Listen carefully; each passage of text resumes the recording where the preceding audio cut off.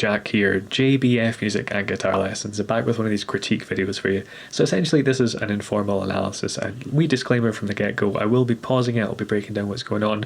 So if you just want to watch the original video or a reaction where people don't really comment on it, this probably isn't for you. If you'd like some insights into the musicality and other stuff going on, then stick around. And on that note, you can find a section called Licks, Ideas and Concepts where I will break down with my guitar in hand some of the things that we come across in this video. If you want to see more of this kind of thing, do subscribe and enable notifications. I'm sure you know the drill, but it's very much appreciated. If you like it, feel free to leave a like and a comment. And on the flip side, if you hate this, feel more than free to leave a dislike. But if you can let me know what you don't like, I can at least take it on board and try and do something about it. Cool, so as you probably gathered from the title, we've got Bandmaid here doing Blooming. Now I think this is sadly the first non-live version of a song I've heard from them, but it will be kind of cool to get a different take on it to see how different the studio version is to the live stuff, I suppose. This was one of the suggestions from you guys. The response to these videos has been great, so again, just a huge thank you. More than open to suggestions, so fire them down there if you've got any. As I say, this is not my first time here in Bandmaid. You can check that out with the eye up there. Quite a mind-boggling experience for me, quite a lot of unexpected twists and turns there. But this is the first time listening to this song, so let's buckle in, see what it's like.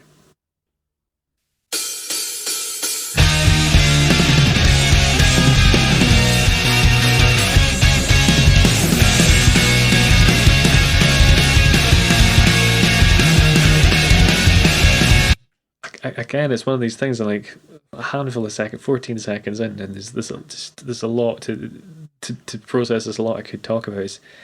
I will say with these fan-made videos I've done, it's very difficult to decide what to talk on and not ramble too much. So I do apologise when I go off on tangents, but hopefully my passion for music is coming through in that. But to condense my waffling down as much as I possibly can, yeah, this has got a bit of a kind of pop punk vibe in comparison to the other stuff that I've heard so far.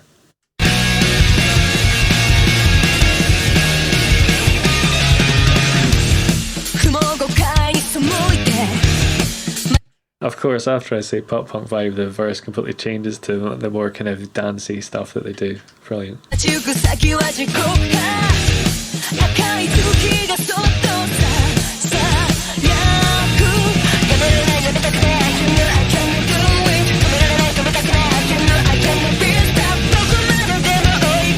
Yeah, so they've still got those kind of like a dancier industrial kind of things going on that are really cool. The production's really interesting because it doesn't sound too different from the live videos I've watched, which from what I understand are quite being recorded quite, high spec recording and really mixed quite well. But it's nice that some bands, how they sound live is quite different to how they sound in the studio, and not necessarily in a good way. With these guys it seems to be pretty consistent. You get the feeling that if you put them on a stage and just stick microphones in front of stuff, this is more or less what you're going to get.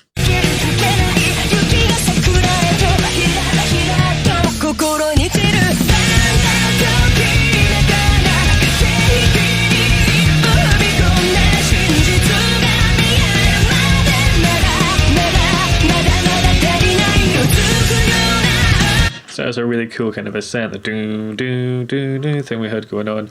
Again, this is what we've come to expect, these kind of big triumphant choruses, just really nice stuff going on.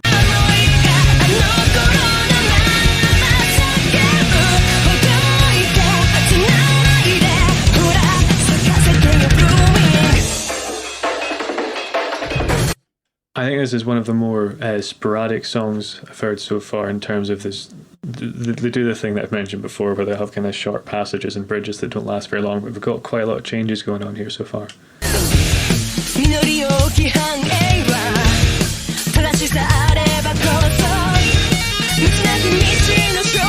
Yeah, cool. So we're seeing quite a few concepts we've got before. They've got this kind of like almost jungle drum beat and this really, I think this isn't too dissimilar from like a kind of simple jungle bass line. You might get the doom, doom, doom. I can imagine that with like loads of kind of sub underneath it, maybe on an 808. Then you get the tapping part over the top, so it's got that kind of like almost synthetic quality to it. It sounds a bit like a synthesizer.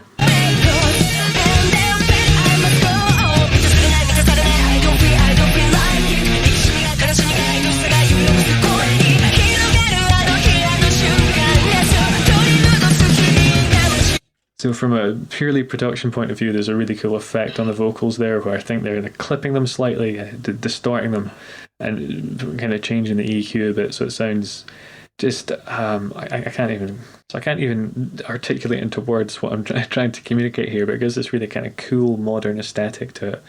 A bit like you know how auto-tune's got kind of a modern aesthetic to it as well. Whether you like that or not is a whole different ball game. I think there's perfectly good uses for it, but there's a similar thing here. If I hear that sound, I'm thinking it's more contemporary. If I hear auto-tune, I'm thinking it's more contemporary as well.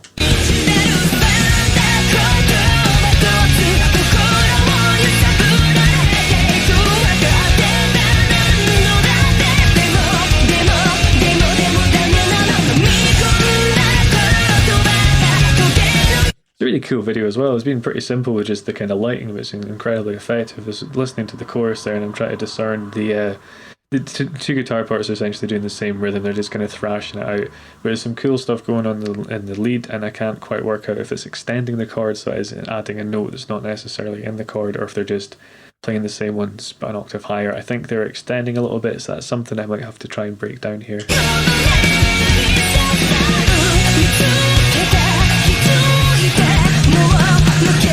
It gives you a really big sound as well, so it's like almost in between having this kind of twin lead thing. They're playing essentially the same chord but different bits of the chord, so you get this really rich kind of attack rather than them just both playing the same thing, which is good, but you don't get the same kind of meshing of sounds that you had there.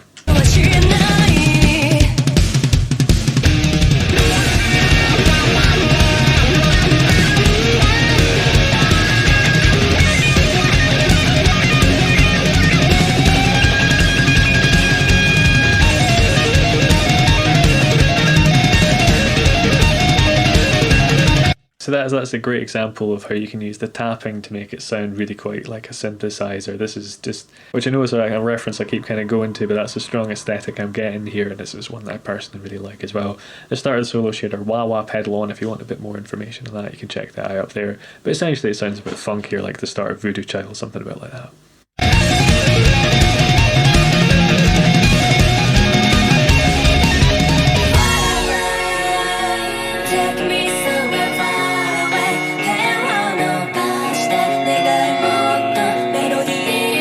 Like this part here, this could be a song in and of itself. This little riff that's going on with the guitar, the dun dun dun dun dun dun. You could have that as the backing for essentially like a kind of more contemporary R&B or kind of alternate hip hop song. And here I suspect that they're going to do their thing where they just play it for a few bars, then off to back to their main ideas.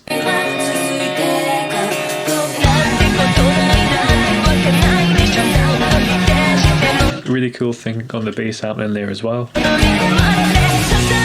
of really nice fills, just adding more to this kind of dense harmonic texture that they do so well.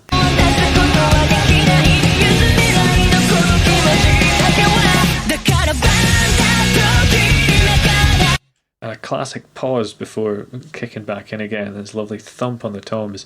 It's the attention to detail and the arrangement that always kind of get me with these ones. Like,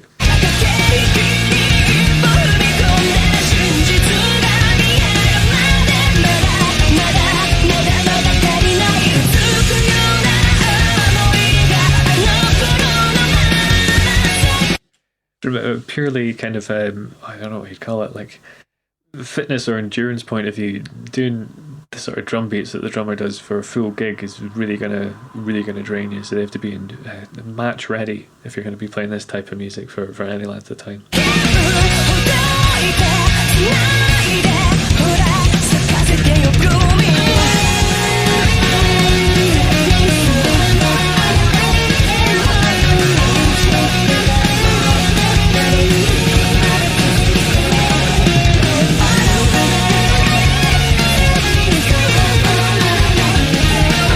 This is cool. There's a lot of layers just kind of being woven in on top of each other. So you got the big guitars, the drums, the bass, you got the vocals, and then you got this kind of lead guitar over it as well.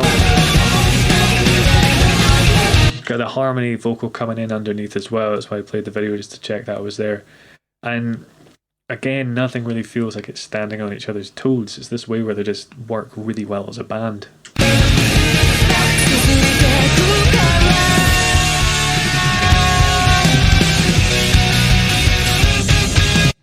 So hopefully you heard that where it went do do do do do do do do do. There's this real denseness in the guitars where they're playing the same rhythm, they're playing the same chords, but they're voicing them differently. They're playing different notes of the same chord, and it just has this like really luscious, rich harmonic feel to it and sound.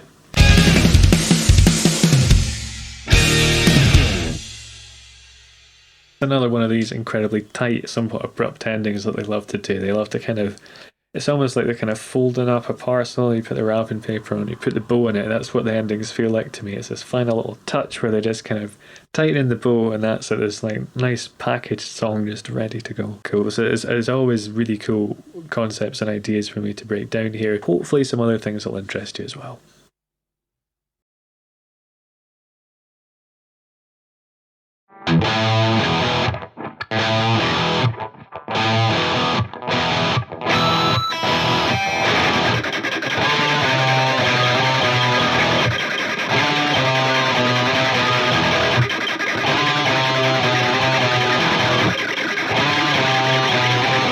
Okay, so this is really leaning into, for me, the kind of 90s electronic kind of music scene and that kind of thing. And while this riff could be seen as a kind of typical blues riff, because of the drum pattern underneath, to me this just kind of screams dance music. And to break down those riffs there, that's what we'll go through here. You got a quarter tone bend on this note here, on this A. So we're not even bending it up to a semitone, we're not even getting to the blues note, we're getting kind of slightly sour of it. Which is just this kind of, it's typical in blues, and it's also in electronic music where they kind of make the note a bit sour. Then we're just doing an E5 power chord, 2 of those. So you've got the open E, 2nd fret of the D. So the way this happens is 1, 2, 3, 4. On the 4th beat of the bar, you're doing this bend, 1, 2, 3, 4. And then you're strumming on, I suppose, the 1 and. So you do 1, add 2, add 3, add 4, 1, add 2, add 3, add 4, add 1, add 2, add 3, add 4, 1, add 2, add 3, add 4. So that happens, that's essentially the verse. There's like, almost like a kind of a pre-chorus here. So it's like at the end of the verse, you do a slight fill where it just, the same thing happens quicker. So you have, it's exactly the same move, it's just happening quicker together. If you listen to the song, you'll hear it and you'll be like, okay, that's what's happening there. Rather than just do the rhythm part and then the lead, I'm going to kind of mesh them together because they work together really quite nicely. So after we've had this, you get this cool syncopated rhythm that the rhythm's doing. Again, this is just this E chord. Over the top of it, the lead guitar is doing what you call natural harmonics. So I've covered these before. If I've got any cards, I'll link to it with the eye up there. But basically, you rest your fingers slightly over the fret. Before we continue, actually, I should say I am in E standard tuning. The song is in E flat. So if there's any confusion about the tuning, hopefully that'll clear it up. I apologise, I should remember to say that at the start.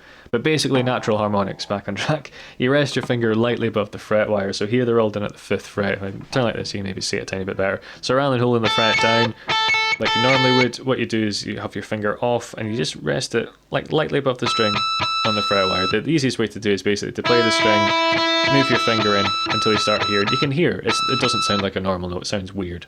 That's a normal note, that's the harmonic. It sounds maybe like it's a bit broken or like some sort of toy or something, it sounds a bit glitchy. And you're playing that on the 5th fret on the E, 5th fret on the B, and 5th fret on the G. There's this really nice lead in.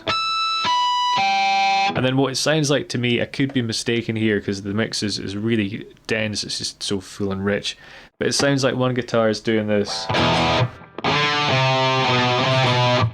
and another guitar is doing scratching, so I'll break down those 2 parts. So again, we've got this nice kind of accenting the 1 and on that E chord.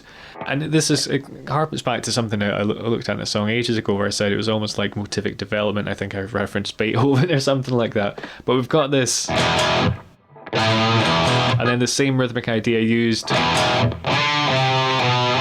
develop it a bit further. So there might be something going on with this line here. There might be an octave pedal, it might be played in octaves but just down in the mix, or it might just be that the bass is doubling it, so that's where I'm hearing this octave thing. So octaves would just be the same note, an octave higher or indeed lower if there was a pedal. But after the E, you're going to slide up to this D here, it's 5th fret on the A string, down to the 3rd fret, 2nd, 3rd, 2nd, And that's that riff. What the other guitar sounds like it's doing to me all the way through is scratches. It's like a kind of funk technique, but again, it works really well in this kind of dance context. If you think about someone like Tom Morello, where there's these kind of glitch guitar noises, so the harmonics and the kind of scratches and stuff. You know, all of his DJ noises is kill switch things. I've got a little thing here called a kill switch. That's what it's doing there. I don't want to tangent into Tom Morello. I'll bring myself back in. He's one of my favorite guitar players though, so I have to control myself a bit. But yeah, doing scratches, so you basically rest your hand across the strings. You're not holding anything down, you're just muting all the strings so you get a percussive sound. If you're not holding it right or with enough fingers, you'll get the aforementioned harmonics. So just make sure you've got fingers behind what you're doing, and that'll pretty much mute out all the harmonics, because a harmonic basically needs both of the sides of the string to be able to ring. Either side of it to resonate. If you clamp down that side, it can't really resonate in the same way. And here you're just scratching. To me, it sounds like it's just scratching over the E, G, and B strings, because if you do the lower ones, I'm actually muting it well enough there, but if you don't mute it well enough, sometimes it gets kind of a low end that you don't really want. The trick here is to keep your wrist as loose as possible, and you know, just kind of go at it. Sometimes it's easier to hold the pick between these fingers because you can get more of a kind of loose thing. Also with thinner picks, they make that kind of thing easier. It's just a case of practice. It's slowly loose and then, you know, speeding it up type thing. In terms of the music theory, we're just in E minor here. I suppose E flat, since they're down in E flat. You go on E up to its 7th, up to the flat 6th, which is where the kind of edge from the lick comes into 5th, flat 6, back to the 5th. What this reminds me of an awful lot actually is the Voodoo People by The Prodigy. I think that's in part where I'm getting this kind of dance thing from, you know.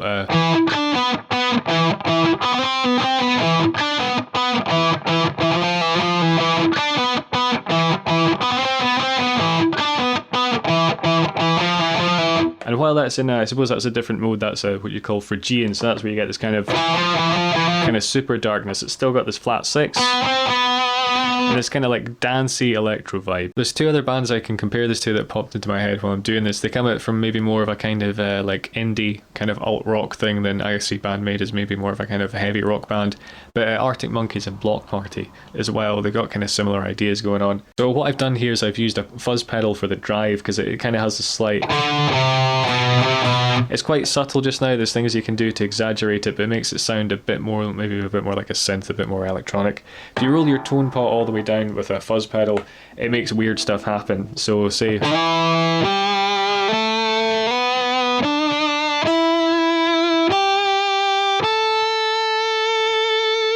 So you can hear there's something odd going on with the notes. There's kind of different overtones and stuff like that. If you use your net pickup...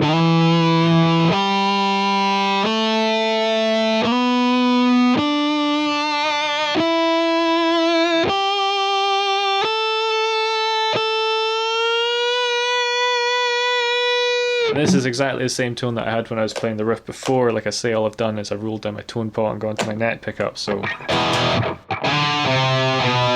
if we do that, it might not have too much of a difference. Let's find out.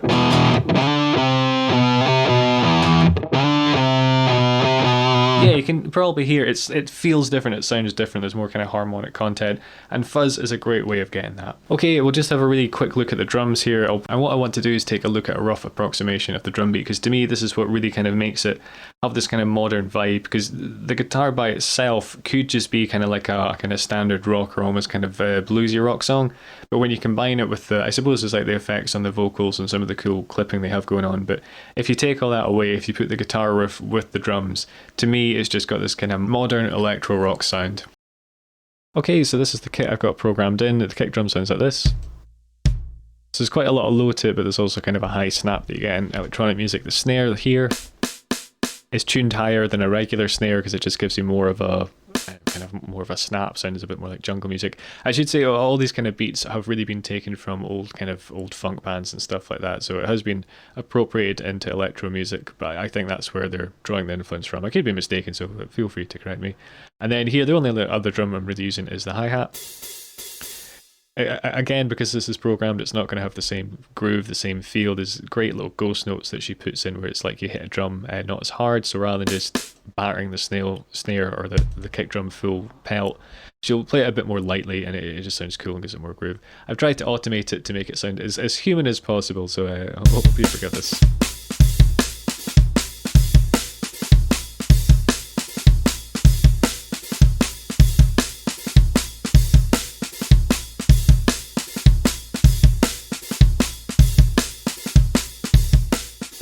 Hit subscribe if you want to keep up to date with the channel. You can check out the critiques playlist there, or more guitar oriented stuff with the other video. But take it easy guys, have a good one.